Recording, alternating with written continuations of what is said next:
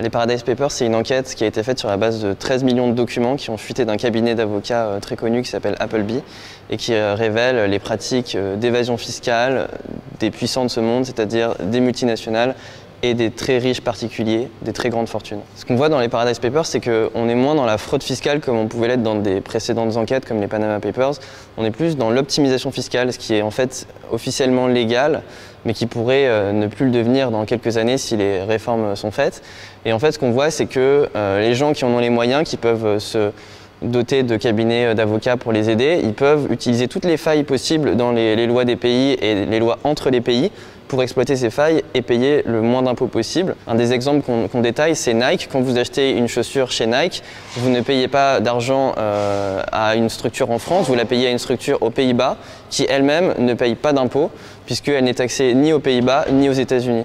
Et donc en fait, c'est grâce à des structures très complexes mises en place par des gens qui sont vraiment spécialistes que cette optimisation peut se faire et le commun des mortels ne peut pas du tout accéder à ce genre de montage.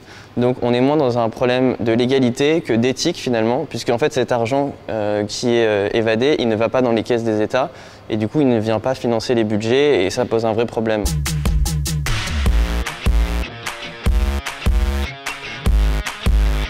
Quand vous utilisez une niche fiscale en France pour un employé à domicile, par exemple, ça a été prévu par l'État. Et en fait, là, les multinationales et les grandes fortunes, ils utilisent des niches qui n'ont pas été prévues. Ils font de l'abus de droit, comme on dit, et c'est-à-dire qu'ils abusent des trous qu'il y a dans la raquette des législations pour faire quelque chose qui n'était pas prévu au départ, c'est-à-dire ne pas payer d'impôts du tout ou en payer très peu.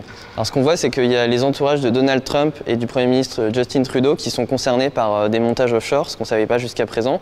On voit aussi que la reine d'Angleterre, Elisabeth II, a investi de l'argent par des fonds aux îles Caïmans, qui est un paradis fiscal. Alors il va y avoir des noms de personnalités françaises et d'entreprises françaises qui vont être révélés dans le courant de la semaine. Mais ce qu'on voulait, c'est pas forcément faire du name dropping, de lancer le nom de gens en pâture, c'est de sortir les noms des gens qui ont des pratiques qui sont symptomatiques de ce qu'on voit dans ces Paradise Papers. Et donc il y aura à la fois de la fraude fiscale, donc ce qui est illégal, et puis de l'optimisation, ce qui est à la frontière entre le légal et l'illégal. Notre rôle, c'est pas forcément d'être l'auxiliaire de justice et de faire en sorte qu'il y ait des procès derrière. Nous, ce qu'on pense important, c'est de mettre en lumière des pratiques pour que les règles elles changent et pour que ça évite de se reproduire à l'avenir.